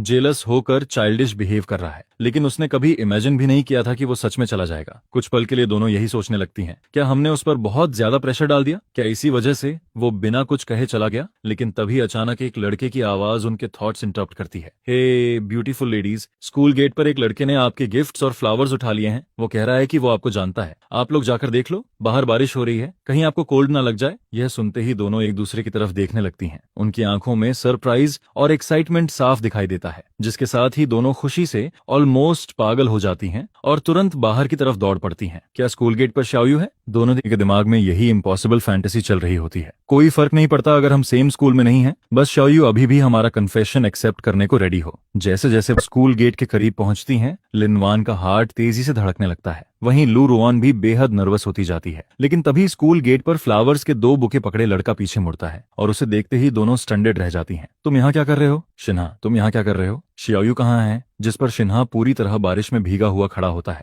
वो अपने छोटे से बॉडी से रेन को रोकने की कोशिश कर रहा होता है ताकि उसके आर्म्स में पकड़े फ्लावर्स गीले ना हो। फिर वो स्माइल करते हुए कहता है, रुआन वैनर, तुम लोग आखिर आ गई। मैं तुम्हारे गिफ्ट्स और फ्लावर्स गार्ड कर रहा था, लेकिन शाओयू अभी तक क्यों नहीं आया? मैं यहाँ काफी देर से वेट कर रहा हूँ। ये सुनकर लू रुआन कोल्ड आवाज में कहती है, तुम्हें ये गार्ड करने की जरूरत नहीं थी, तुम्हें पहले घर चले जाना चाहिए था। शाओयू अब नहीं आने वाला। उन्होंने कभी इमेजिन नहीं किया था कि चीजें इस तरह एंड होंगी। उनकी सारी एक्सपेक्टेशंस एक पल में टूट चुकी थीं, इसलिए नेचुरली उनका मूड बेहद खराब था। अब उनमें शिन्हा को कंफर्ट करने का भी मूड नहीं बचा था। लेकिन शिन्हा हार मानने वाला नहीं होता है। वो गिफ्ट्स पकड़कर स्माइल करते हुए उन्हें चीयर अप करने की कोशिश करता है। रुआन वैनर, डिस्करेज्ड मत हो। शाओयू ने बस अभी तक अपना माइंड नहीं बनाया है, शायद थोड़ी देर बाद वो मान जाए। देखो, तुम लोगों के गिफ्ट्स कितने अमेजिंग हैं। मेरे जैसा लड़का तो इन्हें देखकर खुश हो जाएगा। शाओयू को भी ये जरूर पसंद आएंगे। लेकिन दोनों उसकी बातों पर ध्यान ही नहीं देती हैं। जो लड़कियां पहले शिन्हा को ओवर प्रोटेक्ट करती थीं, वही अब उसे बारिश में भीगता हुआ इग्नोर कर रही थीं, क्योंकि वो दोनों अच्छी तरह समझती थीं कि शाओयू क्या कहना चाहता है। उसके एक्शन साफ दिखा रहे थे कि वो उनसे दूर जाना चाहता है और उनका रिजेक्शन कर चुका है। शाओयू ने अपना कॉलेज एप्लीकेशन बदल दिया था, लेकिन उन्हें बताया तक नहीं। इससे ज्यादा ऑब्वियस और क्या हो सकता था? उन्होंने सोचा था कि अगर वो शिन्हा के साथ ज्यादा क्लोज रहेंगी तो शाओयू जेलस होगा और उसके लिए कम्पीट करेगा और आखिर में उनका कन्फेशन एक्सेप्ट कर लेगा। लेकिन उन्होंने कभी नहीं सोचा था कि वो दोनों को ही रिजेक्ट कर देगा, जिस पर लू रुआन और लिन वान दोनों की आंखें डिसअपॉइंटमेंट से भर जाती हैं। तभी अचानक शिन्हा दोनों गिफ्ट बॉक्सेस खोल देता है। फिर वो वॉच और डायमंड रिंग खुद पहन लेता है। इसके बाद वो दोनों का हाथ पकड़ लेता है। रुआन वेनर, अगर शाओयू को ये पसंद नहीं है तो तुम्हारे पास अभी भी मैं हूँ। तुम दोनों इतनी अमेजिंग हो। शाओयू इसे देख नहीं पा रहा। क्या तुम अपने पास खड़े पर्सन को नहीं देख सकती? मैं भी काफी अच्छा हूँ। शिन्हा बारिश की परवाह किए बिना भीगता रहता है और जोर से ये बातें कहता है, जिस पर पूरा कैंपस एकदम साइलेंट हो जाता है। यहाँ तक कि लू रुआन और लिन वैन भी शॉक में उसे देखने लगती हैं। फिर लिन वैन ऑकवर्ड तरीके से लिप्स ट्विच करते हुए जोक में कहती है, शिन्हा, तुम मजाक कर रहे हो ना? Stop it. वो डायमंड रिंग उतारो, वो तुम्हारे पहनने के लिए नहीं है। वहीं लू रुआन की नजर शिन्हा के हाथों पर पड़ती है। उसकी गेज इतनी कोल्ड होती है जैसे वो उसके हाथ काट देना चाहती हो। किसने कहा तुम्हें इसे पहनने के लिए? उतारो इसे, ये तुम्हारे लिए नहीं है। यह कहकर वो अपने आईसी हाथों से शिन्हा का हाथ कसकर पकड़ती है और जबरदस्ती रिंग उतार देती है, जिस पर शिन्हा वहीं स्टनर्ड खड़ा रह जाता है। उसकी आंखों में इंस्टेंटली टीयर्स भर आते हैं। वो बेहद पिटिफुल तरीके से रोने लगता है और बार बार अपोलोजाइज करता है। आई एम सॉरी, मुझे पता है ये शाओयू का है, मैंने गलत समझ लिया, मैं बस ज्यादा सोचने लगा था। इसके बाद शिन्हा सेल्फ डिप्रिकेटिंग स्माइल देता है और रोते हुए वहां से चला जाता है। लेकिन वो ज्यादा दूर नहीं जाता। फिर भी उसे पीछे से किसी के फुटस्टेप्स सुनाई नहीं देते, जिस पर इस बार वो पूरी तरह पैनिक हो जाता है।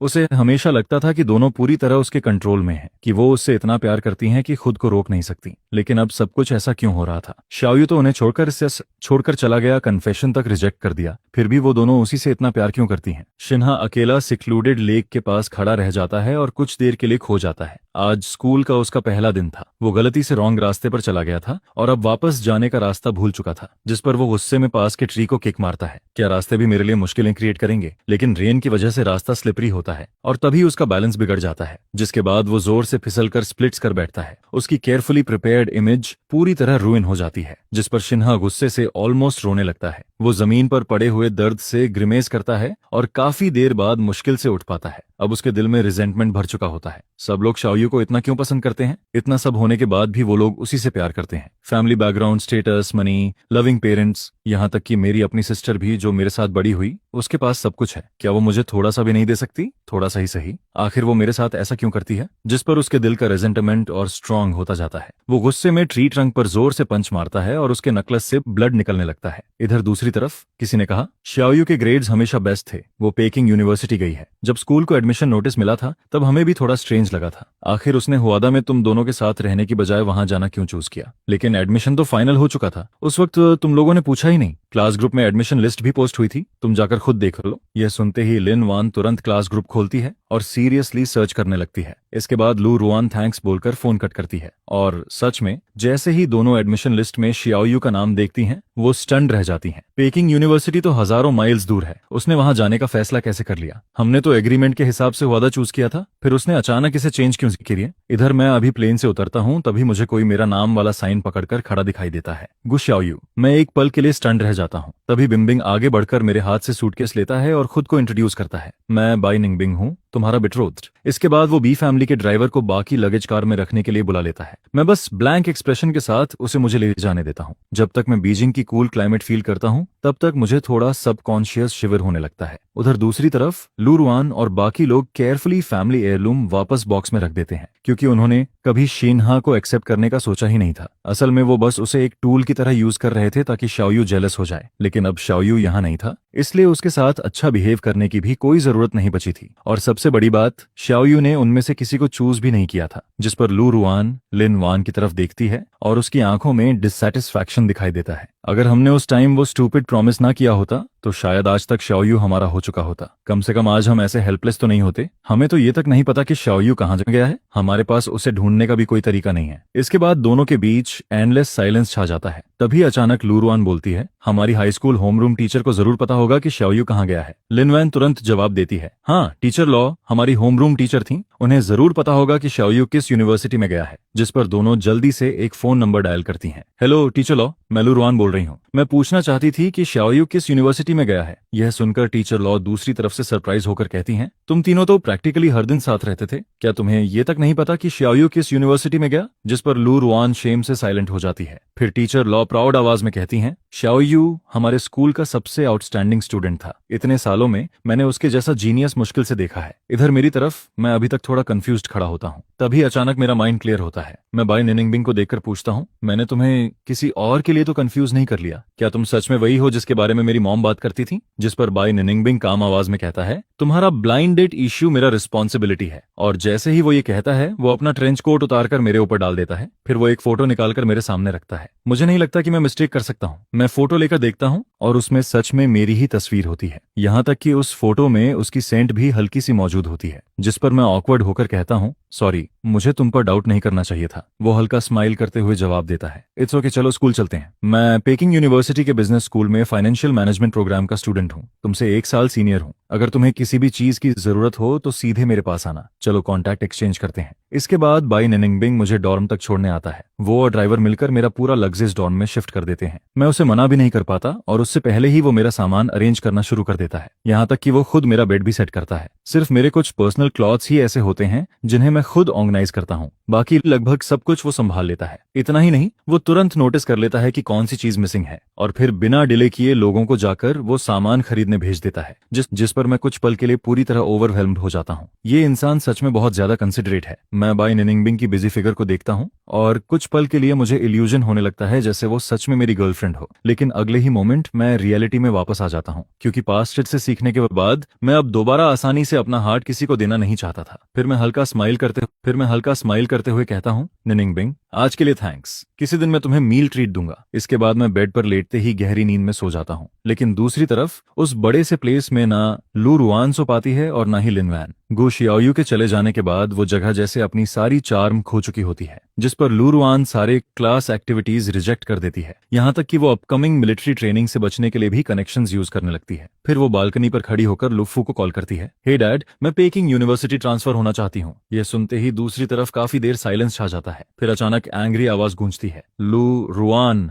क्या तुम्हारा दिमाग खराब हो गया? कॉलेज हाई स्कूल नहीं होता। तुम जहां चाहो वहां नहीं जा सकती। मैं इसकी परमिशन नहीं दूंगा। तुम अच्छी तरह जानती हो कि लॉ फैमिली के स्टेटस के साथ तुम्हें हर चीज सोच समझकर करनी पड़ती है। स्कूल ट्रांसफर जैसी बात दोबारा मत कहना। जब तक तुम ड्रॉप आउट होकर फिर से कॉलेज एंट्रेंस एग्जाम ना दो, ये इम्पॉसिबल है। जैसे ही उसकी बात खत्म होती है, बीप बीप की आवाज आती है और कॉल कट जाता है। लेकिन लू रुआन पहले से जानती थी कि रिजल्ट यही होगा, इसलिए वो बिल्कुल डिसअपॉइंटेड नहीं होती, क्योंकि ये कॉल परमिशन लेने के लिए नहीं था, ये सिर्फ नोटिफिकेशन था। उसी समय लिन वैन के साथ भी ऑलमोस्ट सेम चीज हो रही होती है। क्या तुम खुद को छोटा बच्चा समझती हो? आज यहाँ जाना है, कल दूसरे कॉलेज भागना है। तुम मजाक कर रही हो क्या? तुम्हारे स्लाकर एटीट्यूड के बावजूद तुम्हारा हुआदा में एडमिशन होना ही मिरेकल था। तुम्हारी मॉम और मैं तो प्रेयर कर रहे थे, हम तुम्हें पेकिंग यूनिवर्सिटी जाने की परमिशन नहीं देंगे। मुझे पता है तुम शाओयू की वजह से वहां जाना चाहती हो, लेकिन ऐसा नहीं होने वाला। वो इतनी दूर सिर्फ तुम दोनों से दूर जाने के लिए गया है, समझी? अब उसे भूल जाओ। लिन फैमिली तुम्हारी कोई हेल्प नहीं करेगी। अगर सच में जाना चाहती हो तो खुद रास्ता ढूंढो। ये सुनकर लिन वैन की आंखें डार्क हो जाती हैं, लेकिन वो साइलेंट रहती है। असल में उनके लिए कौन सी यूनिवर्सिटी है इससे कोई फर्क नहीं पड़ता था। उन्हें लगा था कि शाओयू को हुआ यूनिवर्सिटी पसंद है, इसलिए वो स्पेशली उसे वहां के स्कूल गेट तक लेकर गई थी। उन्होंने साथ में इसी यूनिवर्सिटी में आने का प्रॉमिस किया था, लेकिन उन्होंने कभी इमेजिन नहीं किया था कि शाओयू उनसे दूर भाग जाएगा। जिस पर वो दोनों उसके लिए इतनी रैश डिसीजन लेने तक को रेडी हो जाती हैं। दोनों पूरी रात बेयरली सो पाती हैं। अगले दिन उन्हें बाकी स्टूडेंट्स के साथ न्यू स्टूडेंट मीटिंग अटेंड करनी थी, लेकिन उसकी बजाय वो सीधे एकेडमिक अफेयर्स ऑफिस पहुंच जाती हैं। एकेडमिक अफेयर्स ऑफिस का टीचर टाइटली फ्राउन करते हुए बार बार पूछता है, क्या हुआ, यूनिवर्सिटी अच्छी नहीं है? तुम लोग ड्रॉप आउट क्यों करना चाहती हो? हाई स्कूल में इतने सालों की मेहनत क्या वेस्ट कर दोगी? तुम्हें समझना चाहिए, हुआ यूनिवर्सिटी और पेकिंग यूनिवर्सिटी ऑलमोस्ट इक्वल हैं। कहीं भी जाओ फर्क नहीं पड़ता, और फ्यूचर डेवलपमेंट के लिए ये जगह ज्यादा सूटेबल है। टीचर अपनी पूरी कोशिश कर रहा होता है कि ये दोनों गोल्डन बुद्धाज यूनिवर्सिटी ना छोड़ें, लेकिन तभी लू रुआन काम आवाज में कहती है, टीचर, मेरे आईक्यू के साथ किसी भी स्कूल में एडमिशन लेना आसान है। श्याओयू यहाँ नहीं है, इसलिए मेरे यहाँ रहने का भी कोई मतलब नहीं है। ये सिर्फ कॉलेज एंट्रेंस एग्जाम ही तो है, थोड़ा एफर्ट डालूंगी तो फिर क्लियर कर लूंगी। मैं श्याओयू से अलग नहीं रहना चाहती। ये सुनकर एकेडमिक अफेयर्स टीचर हेजिटेट करने लगता है। उसी समय बाहर खड़ा शिन्हा सारी बातें सुन रहा होता है। उसे लगा था कि अब जबकि हुआ यूनिवर्सिटी में सिर्फ वो तीनों बचे हैं और श्याओयू जा चुका है, तो अब उसका मौका आ चुका है। लेकिन उसने कभी इमेजिन नहीं किया था कि वो दोनों श्याओयू के लिए यूनिवर्सिटी तक छोड़ देंगी। जिस पर शिन्हा अंदर आकर ऑलमोस्ट बेगिंग टोन में कहता है, रुआन वानर, क्या तुम लोग ड्रॉप आउट मत करो ना? मैं तुम लोगों से अलग नहीं होना चाहता। प्लीज एक बार पीछे खड़े मुझे भी देख लो। क्या तुम लोगों को सिर्फ श्याओयू ही दिखाई देता है? मैं उससे किसी भी तरह कम नहीं हूँ। मैं तो तुम लोगों को उससे भी ज्यादा पसंद करता हूँ। यह सुनते ही दोनों की आंखों में वियर्डनेस और डिस्गस्ट और ज्यादा क्लियर होने लगता है। पूरा ऑफिस मौत जैसी साइलेंस में डूब जाता है। काफी देर बाद लू रुआन साइलेंस तोड़ते हुए बोलती है, शिन्हायू, तुम्हें याद है तुमने हमसे क्या प्रॉमिस किया था? जैसे ही ये वर्ड्स निकलते हैं, शिन्हा का दिल एकदम नीचे बैठ जाता है। वहीं लिनवान मुश्किल से अपना एंगर कंट्रोल करती है। वो उसे पकड़कर ऑफिस से बाहर खींच लेती है और अगले ही सेकंड एक पंच हवा चीरते हुए आता है। हालांकि वो पंच शिन्हा को नहीं लगता, बल्कि उसके बगल वाली वॉल पर जाकर लगता है, जिससे पेंट टूटकर नीचे गिरने लगता है। कुछ डैब्रिस सीधे शिन्हा पर गिरते हैं। फिर लिनवान कोल्ड आवाज में कहती है, शिन्हायू, हमने डील की थी कि तुम गुशियाओयू को जेलस करने के लिए हमारी मदद करोगे। तुमने प्रॉमिस किया था कि तुम कभी हमारे लिए फीलिंग्स डेवलप नहीं करोगे, इसलिए हमने तुम्हें चूज किया था। तुमने गारंटी दी थी कि तुम हमारी मदद करोगे श्याओयू को पाने में, लेकिन तुमने उल्टा हमें यूज करके श्याओयू को दूर भगा दिया और फिर खुद हमें कन्फेशन देने लगे। मैंने तुम्हें एक बार नहीं कई बार वार्निंग दी थी कि हमारे लिए फीलिंग्स मत डेवलप करना। अब इसका हिसाब कैसे सेटल होगा? दोनों एक एक सेंटेंस बोल रही होती हैं, लेकिन हर शब्द शिन्हा को जैसे क्रॉस पर नेल कर रहा होता है। ऐसा लग रहा था जैसे वो किसी अबनॉर्मल क्रिएचर की तरह उसके साथ डील करने वाली हो, जिस पर शिन्हा बुरी तरह पैनिक हो जाता है। उसके लिप्स अनकंट्रोलेबली कांपने लगते हैं, लेकिन वो एक कंप्लीट सेंटेंस तक नहीं बोल पाता। असल में इस दौरान शिन्हा उन स्वीट मोमेंट्स में इतना खो चुका था कि वो ओरिजिनल एग्रीमेंट तक भूल गया था। उसे अब भी वो पहला दिन याद था जब वो उनसे मिला था। उस वक्त उसे वो दोनों हेवनली बीइंग्स जैसी लगी थीं, और फिर श्याओयू बार बार उसे उनके कांटेक्ट में लेकर आता था, जिस पर शिन्हा अपनी आंखों से देखता रहा कि वो दोनों श्याओयू को कितना वैल्यू और लव करती हैं। धीरे धीरे उसके अंदर भी ग्रीड पैदा होने लगी। सिर्फ ये सोचकर ही शिन्हा एक्साइटेड हो जाता था। वो खुद श्याओयू बनना चाहता था, और इसी वजह से उसने एक बोल्ड डिसीजन लिया। शिन्हायू खुद उनके पास गया और कोलैबोरेशन डिस्कस की। प्लान ये था कि वो दोनों शिन्हाओ के साथ इंटेंशनली क्लोज बिहेव करेंगी, ताकि गु शियाओयू जेलस हो जाए, और बदले में शिन्हा उनकी मदद करेगा गु शियाओयू को परसू करने में। लेकिन उन्हें विश्वास दिलाने के लिए कि ये मेथड काम कर रहा है, शिन्हा ने सीक्रेटली वो लव लेटर्स फेंक दिए जो उन्होंने गु शियाओयू के लिए तैयार किए थे।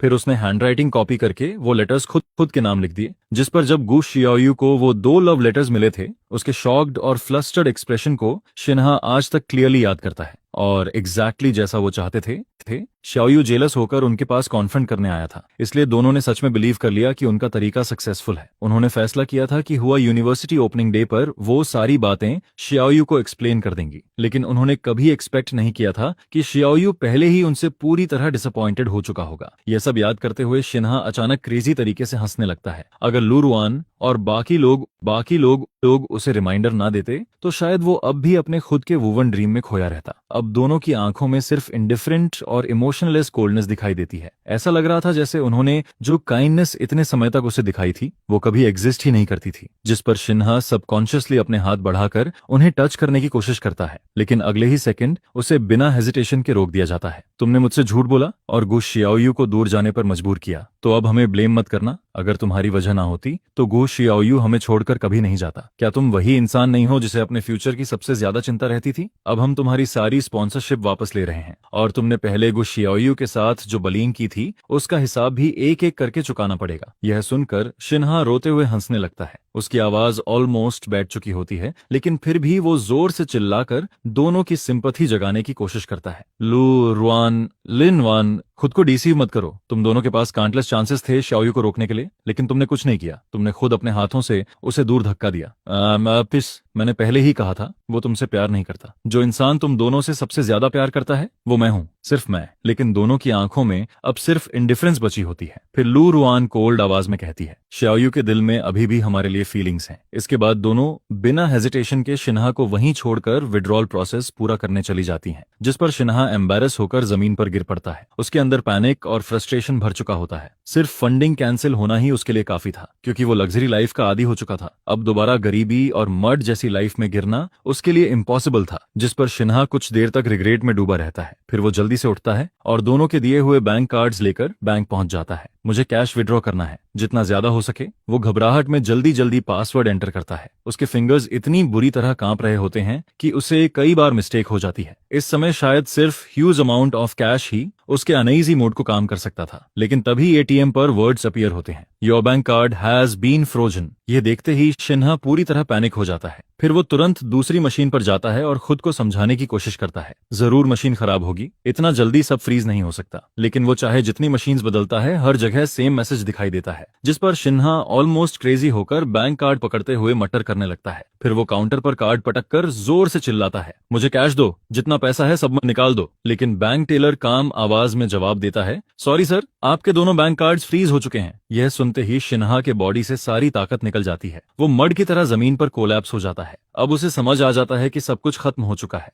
फिर वो दोनों बैंक कार्ड्स जमीन पर फेंक देता है। उसकी हालत ऑलमोस्ट होपलेस हो चुकी होती है। उसे खुद भी नहीं पता चलता कि वो वापस कैसे चलकर जा रहा है। इसी दौरान सामने कुछ नॉटी बच्चे फायरवर्क्स लेकर खेल रहे होते हैं। वो हंसते और मजाक करते हुए भाग रहे होते हैं। तभी उनमें से एक बच्चा बिना रास्ता देखे शिन्हा की लेग से टकरा जाता है, मुझे टच मत करो। लेकिन उसी समय उसके पीछे फायरवर्क फट जाता है, जिस पर स्पार्क उसकी क्लॉथ्स में आग लगा देता है और तभी उसके कपड़ों के अंदर छुपा एक रेड डॉट फ्लैशिंग करने लगता है। उधर उसी समय ब्लैक सूट पहना एक बॉडीगार्ड फोन पर व्हिस्पर करते हुए कहता है, मिस्टर गू, काम हो गया। मैं गारंटी देता हूँ कि अब शिन्हाओयू की लाइफ आसान नहीं होगी। गू फैमिली के फादर फ्रेंच विंडो के पास खड़े रिवर को देखते रहते हैं। फिर वो हल्का हम करते हैं। इधर शिन्हा काफी देर तक स्ट्रगल करता है। आखिर बड़ी मुश्किल से वो अपने पीछे लगी आग बुझा पाता है। फिर वो लिम्प करते हुए हॉस्पिटल की तरफ बढ़ने लगता है। उसकी बैक पर जली हुई स्किन की बर्निंग पेन इतनी ज्यादा होती है कि वो पूरे बॉडी से स्वेट करने लगता है। शिन्हा का चेहरा पैल पड़ चुका होता है और कुछ ही कदम चलने के बाद वो सीधे बेहोश होकर गिर जाता है। कुछ समय बाद शिन्हा की आंख खुलती है, लेकिन उसका पूरा शरीर दर्द से भरा होता है, जिस पर नर्स उसे देखकर तुरंत कहती है, मिस्टर शिन, हमें आपके फोन में सेव्ड किसी कॉन्टैक्ट से कॉन्टैक्ट नहीं हो पा रहा। आपकी सर्जरी और हॉस्पिटल फीस तुरंत पे करनी होगी, वरना आगे ट्रीटमेंट कंटिन्यू नहीं हो पाएगा। यह सुनकर शिन्हा ट्रेम्बलिंग आवाज में फोन मिलाता है, प्लीज मेरी हेल्प करो, मैं हॉस्पिटल में हूँ, मेरे पास सर्जरी की फीस देने के लिए मनी नहीं है, बस इस बार मेरी हेल्प कर दो। मैं मानता हूँ मैंने पहले गलती की, लेकिन मैं शियाओयू की फीलिंग्स प्रिडिक्ट नहीं कर सकता था। तुम लोगों ने पहले ये मेथड ट्राई किया था ना, वो इफेक्टिव था,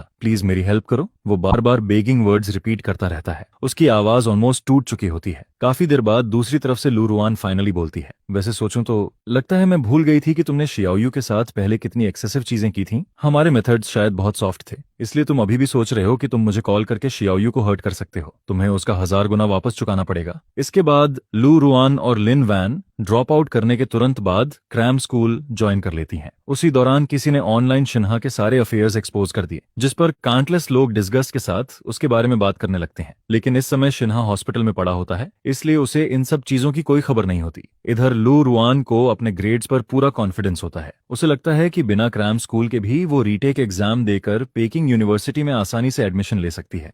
वहीं लिन वॉन के ग्रेड्स भले उससे थोड़े कम हों, लेकिन उसे भी टेंशन नहीं होती, क्योंकि अगर वो खुद क्लियर नहीं कर पाई तो वो बेस्ट ट्यूटर्स हायर कर सकती थी, जिस पर दोनों बिना रुके सेम समय पर बीजिंग की तरफ निकल पड़ती हैं। इधर मेरी तरफ मुझे यहाँ मिले रूममेट्स काफी अच्छे होते हैं। कैंपस की हर चीज इतनी अमेजिंग लगती है कि मैं ऑलमोस्ट उन दोनों को भूलने लगता हूँ। फिर मिलिट्री ट्रेनिंग खत्म हो जाती है। उसी समय मेरा फोन रिंग करता है। क्या फिर से सिस्टर बाई तुम्हें डिनर के लिए बुला रही हैं? सच बताओ, तुम दोनों आखिर कब टुगेदर होने वाले हो? हाँ, पूरे कैंपस में लोग तुम दोनों को शिप कर रहे हैं। हम तीनों ने तो बेट तक लगा ली है कि सिस्टर बाई तुम्हें कब फाइनली विन करेंगी। हर कोई एक साथ बोल रहा होता है, जिस पर मैं थोड़ा ब्लश करने लगता हूँ। ओके, मैंने अभी तक कुछ डिसाइड नहीं किया है, और वैसे भी उसने अभी ऑफिशियली कन्फेशन नहीं दिया। मैं बस उसकी रीसेंट हेल्प के लिए ग्रेटफुल हूँ। इसके बाद रूममेट्स को समहाउ हैंडल करके मैं डॉर्म के नीचे खड़ा होकर आसपास देखने लगता हूँ, लेकिन मुझे बाई निनिंगबिंग कहीं दिखाई नहीं देता। मैं अभी सोच ही रहा होता हूँ कि तभी मिलिट्री ट्रेनिंग वाला मेरा हैंडसम इंस्ट्रक्टर हाथ में रेड रोजेस लेकर मेरे सामने आ जाता है। फिर वो नर्वस एक्सप्रेशन के साथ कहता है, गुशियाओयू, मुझे तुमसे फीलिंग्स हैं, क्या तुम मेरे साथ रिलेशनशिप में आओगे? उधर बाई निंगबिन को कभी उम्मीद नहीं थी कि उसकी परफेक्टली प्लान्ड चैलेंजेस के बीच कोई सरप्राइजेस भी आ जाएगा। असल में वो मुझे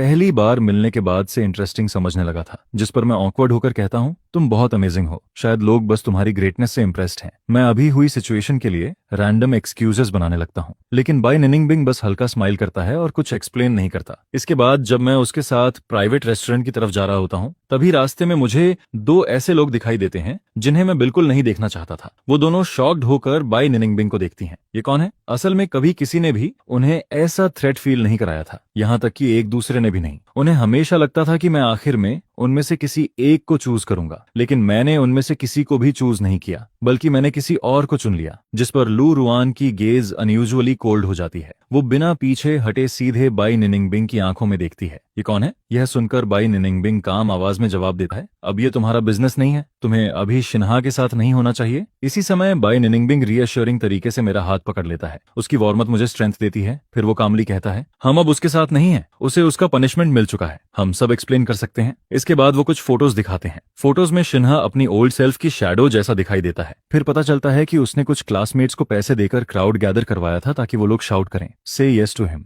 से यस टू हिम। लेकिन मैं सीधे काम आवाज में जवाब देता हूँ, सॉरी, मैं तुम्हें पसंद नहीं करता, मैं तुम्हारे साथ रिलेशनशिप में नहीं आ सकता। यह सुनते ही हैंडसम इंस्ट्रक्टर का चेहरा अगली पड़ जाता है। उसके लिप्स कई बार मूव करते हैं जैसे वो कुछ और कहना चाहता हो, लेकिन तभी बाई निनिंगबिंग मेरे पीछे आकर खड़ा हो जाता है।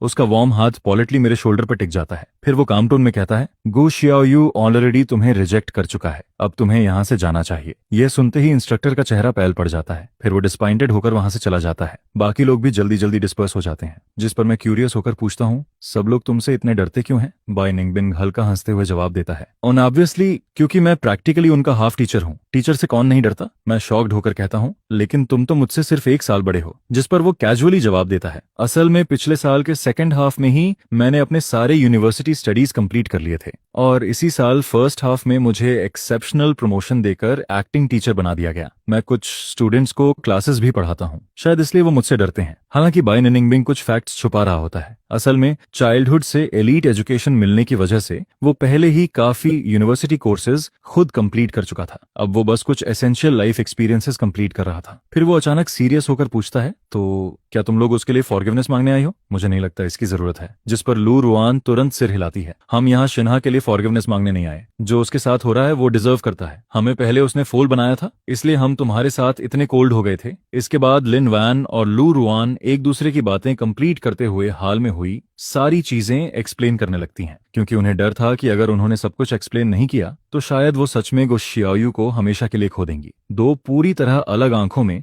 एक जैसी सिंसियरिटी दिखाई देती है, जिस पर गुआसा उन्हें देखकर कहती है, क्या तुम लोग मजाक कर रहे हो? क्या अभी भी मुझसे झूठ बोल रहे हो? क्या यही तुम्हारा एक्सप्लेनेशन है? फिर वो गुस्से में कहती है, ये सब बहुत रिडिकुलस है। अगर तुम्हारी कही हर बात सच भी हो, तब भी जो हर्ट मैं फील करती हूँ वो रियल है। मैं तुम्हें फॉरगिव नहीं करना चाहती और ना ही कर सकती हूँ। जिस पर लू रुइन और लिन जुआन चुप होकर उसे देखते रहते हैं। फिर गुस्सा आगे कहती है, जब तुम किसी से सच में प्यार करते हो तो तुम कभी उसे हर्ट नहीं करते। अगर तुम सच में गुस्सा को लाइक करते तो उसके साथ ऐसा कभी नहीं करते। इसके बाद वो शांत आवाज में कहती है, और हाँ, let me introduce my self, मैं गुस्सा की फियांसी हूँ। यह सुनते ही दोनों पूरी तरह स्टंट रह जाते हैं। उन्हें अपने कानों पर यकीन ही नहीं होता। जिस पर गूज एक्स याओयू जल्दी से कहता है, मुझे बताओ, क्या यह सच है? बस तुम कह दो कि यह झूठ है, मैं तुरंत मान लूंगा। यह देखकर मैं भी थोड़ा सरप्राइज्ड हो जाती हूँ। तभी निंगबिंग मुझे रीअश्योरिंग लुक देता है, जिस पर मैं सीधे बाय निंगबिंग को हक कर लेती हूँ और नेचुरली अपनी फिंगर्स उसकी फिंगर्स के साथ इंटरट्वाइन कर देती हूँ। फिर मैं उनकी तरफ देखकर कहती हूँ, क्या ये अभी भी ऑब्वियस नहीं है? हमारे पेरेंट्स ने बहुत पहले ही हमारी मैरिज अरेंज कर दी थी, अब बाय निंगबिंग ही मेरा फियांस है। जिस पर लू रुइन गुस्से में कहता है, गुआसा को छोड़ दो, तुम चाइल्डहुड स्वीट हार्ट्स को सीरियसली नहीं ले सकते। हम तुमसे इतना प्यार करते हैं, हमें जेलस करने की कोशिश मत करो। ये जोक बिल्कुल फनी नहीं है। इसके बाद लिन वुआन भी कहती है, हमसे जो भी गलती हुई तुम हमें जैसी चाहो पनिशमेंट दे सकती हो, लेकिन ऐसा मत करो, हम तुम्हारे बिना नहीं रह सकते। 1 मिनट भी नहीं गुजरता तभी कुछ बॉडीगार्ड्स वहां आ जाते हैं और लू रुइन और लिन वुआन को पकड़कर वहां से ले जाने लगते हैं। जिस पर गुस्सा ठंडे स्वर में कहती है, तुम्हारा स्कूल छोड़ना, उससे मेरा कोई लेना देना नहीं है, यह तुम्हारी अपनी चॉइस थी, और वैसे भी मैंने तुम्हें बहुत पहले से लाइक करना बंद कर दिया था। क्या अब भी तुम्हें समझ नहीं आ रहा? उसका यह ब्लंट रिजेक्शन सुनकर दोनों का दिल पूरी तरह टूट जाता है। वहीं दूसरी तरफ बिम्बिंग मेरा हाथ पकड़ता है और मुझे लेकर प्राइवेट रेस्टोरेंट के अंदर चला जाता है। अंदर पहुंचने के बाद वो धीरे से पूछता है, तुम ठीक हो? जिस पर मैं हल्की स्माइल के साथ कहती हूँ, मैं ठीक हूँ, मेरी हेल्प करने के लिए थैंक यू। इसके बाद दोनों टेबल पर बैठ जाते हैं। बाय निंगबिन चुपचाप खाना खाने लगता है, लेकिन तभी मुझे एहसास होता है कि टेबल पर रखा हर फूड आइटम हमारी पसंद का है, जिस पर मैं थोड़ा सरप्राइज्ड हो जाती हूँ। पूरे टाइम बाय निंगबिन लगातार मेरी प्रेफरेंसेस पर ध्यान देता रहता है। वो मेरे लिए फूड सर्व करता है, मेरी टी रिफिल करता है। यह देखकर मेरे लिप्स के कॉर्नर्स हल्के से अपटर्न हो जाते हैं, जिस पर बाय निंगबिन भी हल्का सा स्माइल कर देता है। फिर ऑलमोस्ट इम्परसेप्टिबली वो एक हिडन कॉर्नर की तरफ देखता है। वहां मौजूद लोग तुरंत लू रुआन से कहते हैं, मिस लू, आपको एडवाइस दिया जाता है कि मिस्टर गू को डिस्टर्ब करना बंद कर दीजिए, वरना कॉन्सिक्वेंसेस अच्छे नहीं होंगे। लेकिन लू रुआन बिना कुछ बोले उठ जाती है। वो इन बातों को बिल्कुल सीरियसली नहीं लेती, क्योंकि उसके लिए गुस्सा को छोड़ देना प्रैक्टिकली इम्पॉसिबल था। इधर लिनुआन को घर भेज दिया जाता है, जहां उसके फादर उसे सीधे घर में लॉक कर देते हैं, जिस पर वो गुस्से में कहती है, डैड, मैं गुसियाओ को नहीं छोड़ूंगी। पहले तो आप मुझे उसका सपोर्ट करने देते थे, फिर अब क्यों नहीं? जिसके जवाब में उसके फादर गुस्से में कहते हैं, वो पहले की बात थी। इस पूरे 1 साल में तुमने गुसिया के साथ कैसा बिहेवियर किया, क्या तुम सब भूल गई?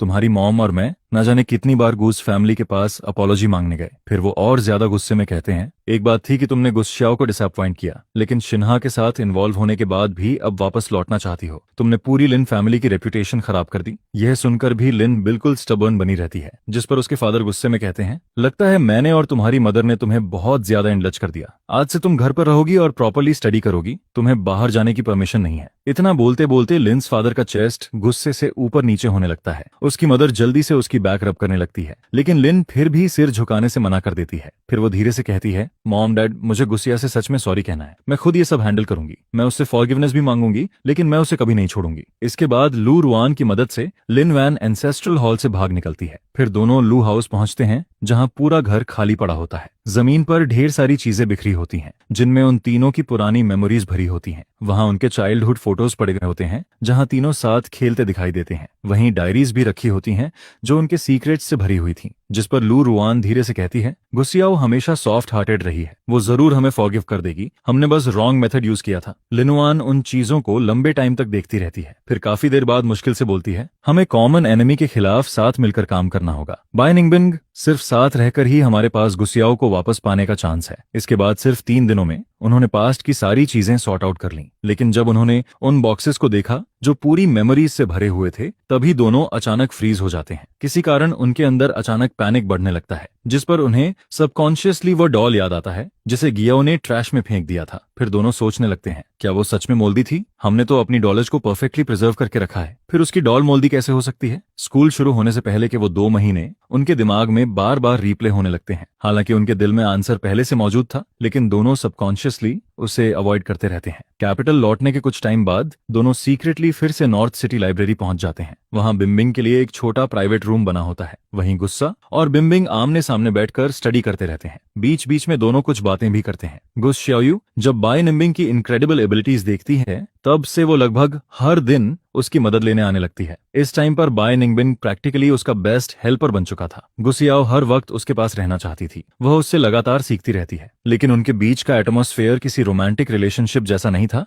बल्कि टीचर और स्टूडेंट जैसा था। बाय निंगबिन को भी पहली बार कोई ऐसा मिला था जो उसकी थिंकिंग के साथ कीप अप कर सके, जिस पर वो नेचुरली अपना सारा नॉलेज उसे सिखाने लगता है। लेकिन यही सीन लू रुआन और लिन वैन की नजरों में उन्हें ऑलमोस्ट क्रेजी बना देता है। इसके बाद दोनों ने फ्लावर्स से बना एक लेगो कैसल तैयार किया। उस कैसल को लाइब्रेरी के बाहर सजाया गया। अंदर काउंटलेस गिफ्ट बॉक्सेस रखे गए थे, जिनमें उनकी पुरानी मेमोरीज भरी थीं। वहीं काउंटलेस ट्विंकलिंग कैंडल्स पूरे कैसल को और भी ड्रीमी बना रही थीं। लू रुआन और लिन वान दोनों केयरफुली ड्रेस होकर आती हैं। दोनों के ड्रेसेस की स्टाइल अलग थी, लेकिन अटेंशन टू डिटेल बिल्कुल सेम थी। दोनों हाथों में फ्लावर्स लिए नर्वस होकर वेट करती रहती हैं। लेकिन काफी देर गुजरने के बाद भी गुयो बाहर नहीं आती। कुछ स्टूडेंट्स अंदर जाकर गूसा को बुलाते हैं, लेकिन फिर भी वो बाहर नहीं आती। आखिरकार लिनो इंतजार नहीं कर पाती और ऊपर जोर से गूस शियावू का नाम पुकारती है। मैं अपना प्रॉमिस पूरा करने आई हूँ। पिछली बार तुम मेरी कन्फेशन नहीं सुन पाई थी, इस बार मैं इसे मिस नहीं होने दूंगी। यह सुनकर काफी स्टूडेंट्स बाहर निकल आते हैं और सब गियाओ को देखने लगते हैं। फिर वो जोर से कहती है, तुमने पहले कहा था कि तुम्हें हम दोनों में से किसी एक को चूज करना होगा। अब चूज करने का टाइम आ गया है। ऊपर खड़ी गुस्सियाओं ये सब बिना किसी इमोशन के देखती रहती है। फिर वो सीधे पुलिस को कॉल कर देती है, फायर हैजर्ड और डिस्टर्बिंग द पीस की शिकायत करते हुए,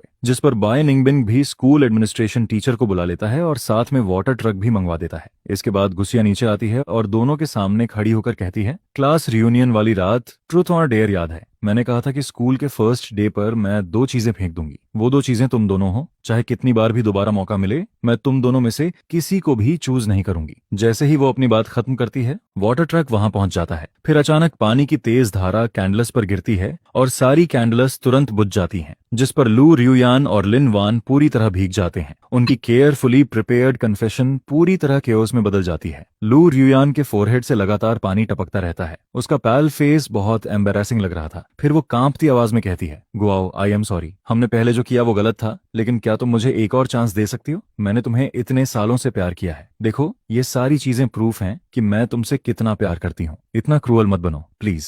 ये कहते हुए वो वन्नी पर बैठ जाती है और वही फेमिलियर हेरिटेज बॉक्स बाहर निकालती है। फिर कहती है, यह रिंग सिर्फ तुम्हारी हो सकती है। अगर तुम इसे नहीं चाहती तो मैं इसे फेंक देना पसंद करूंगी। लेकिन गुस्सियाओ बिल्कुल भी मूव नहीं होती, जिस पर गुस शाओयू भी कहती है, मैं तुमसे हमें चूज करने के लिए नहीं कह रही, बस बाय निंगबिन को छोड़ दो। हम दोनों साथ मिलकर तुम्हें प्यार करने के लिए रेडी हैं। इसके बाद वो भी वह हेरियम जैड वॉच बाहर निकाल देती है। यह देखकर आसपास खड़े लोग गॉसिप करने लगते हैं, लेकिन गियाओ के चेहरे पर कोई रिएक्शन नहीं आता, बल्कि उसे उनकी बातें बेहद रिडिकुलस लगती हैं। फिर वो गुस्से में कहती है, क्या तुम लोग पागल हो? मैं बहुत पहले ही तुम लोगों की वजह से खत्म हो चुकी हूँ। तुम्हें फॉरगिव करने की बात तो दूर, मैं तुम्हारे साथ वापस रहने के बारे में सोच भी नहीं सकती। बिल्कुल नहीं, अब मूव ऑन करो। फिर वो उन हेयरलूम्स की तरफ देखकर कहती है, वो चीजें तुम्हारी हैं, उन्हें फेंको या रखो, उससे मुझे कोई फर्क नहीं पड़ता। इतना कहकर गुस्सियाओ बिना हेजिटेट किए वहां से चली जाती है। उसका रेजोल्यूट एटीट्यूड सब कुछ क्लियर कर देता है, लेकिन लू रुआन अभी भी उसकी जाती हुई फिगर को घूरती रहती है। वो अब भी उसे छोड़ने के लिए रेडी नहीं थी। तभी वो फिर उसके पीछे जाने की कोशिश करती है। उसी वक्त पुलिस वहां पहुंच जाती है और जोर से पूछती है, कॉप्स को किसने बुलाया? ये मेज किसने क्रिएट किया?